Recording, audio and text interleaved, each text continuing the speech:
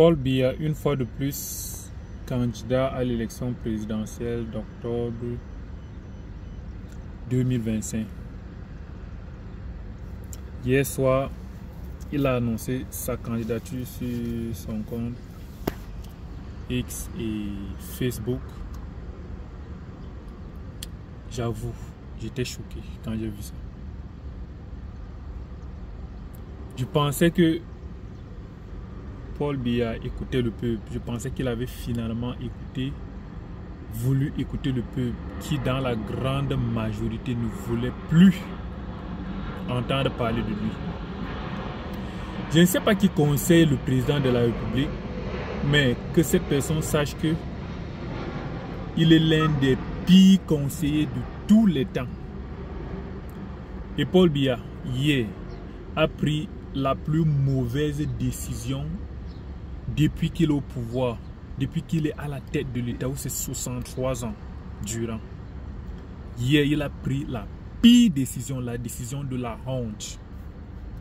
Le Cameroun, je ne vais pas dire le Cameroun sera vu par le reste du monde comme un pays de clowns, non.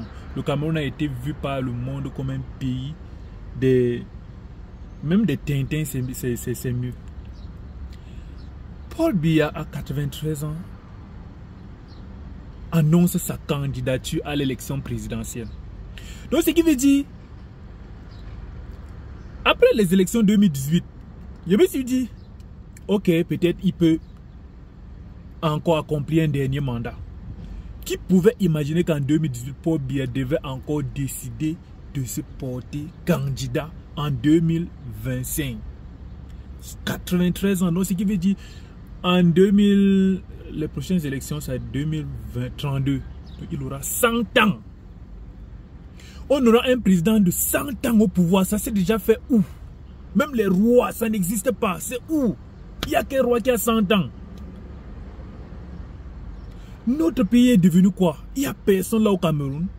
Et après, tu vois des gens, des professeurs qui viennent s'asseoir sur des plateaux de télé pour soutenir que Paul Biya sera candidat. Est-ce qu'on est sérieux dans ce pays-là?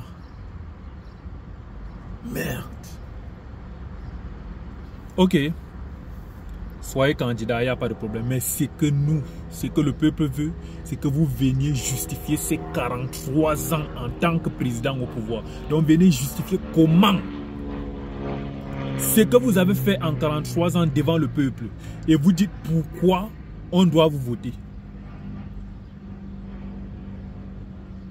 Depuis 2018, on vous a même donné encore une dernière. Qui a même donné cette chance-là? C'est même vous qu'on a voté. Avec tout ce qui se passe dans les élections au Cameroun. Et vous allez voir ces élections, comme il se présente là, c'est lui qui va réussir. C'est lui qui sera président, c'est celui qui sera une fois de plus voté. Et vous allez entendre un pourcentage qui ne reflète rien de la réalité. On voit tous les jeunes Camerounais qui demandent au président de ne même plus se présenter. Mais c'est lui qui on va vous sortir les pourcentages de 95%. Allez voir dans son compte Facebook. Allez voir les commentaires derrière, les commentaires en bas de ce post. Il y a dit 95% de personnes, pas de jeunes, de personnes ont honte. C'était une honte.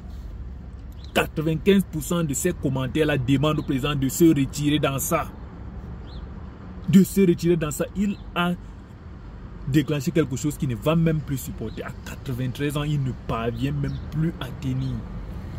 C'est à 100 ans on sera comment à 100 ans, les amis? Vous pensez qu'un pays peut évoluer avec un président qui est statique? Un pays peut évoluer où tout le monde vole, tous les ministres volent, il ne peut plus rien faire, il ne contrôle plus rien. Tous les ministres, chacun vole pour lui, il envoie ses enfants en Europe, il envoie ses enfants aux États-Unis. Le président ne peut plus réagir. Qui dirige même le Cameroun là? Qui dirige même ça? Les amis, ça me donne les maux de tête même. Ça me donne les maux de tête. Dans tous les cas, qu'il soit président, mais nous, le peuple,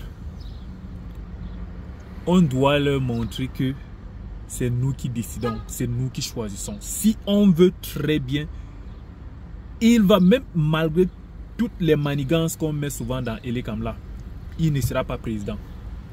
C'est à nous de rester là, donc chacun dans son bureau de vote, là où il va aller voter. Ne rentrez pas, sacrifier cette journée. Puisqu'après les élections, on compte les voix. Sacrifiez toute votre journée, que personne ne rentre. Chacun vote, il reste sur place. On va faire les décomptes le soir. Et les résultats là doivent refléter ce que les gens voient là.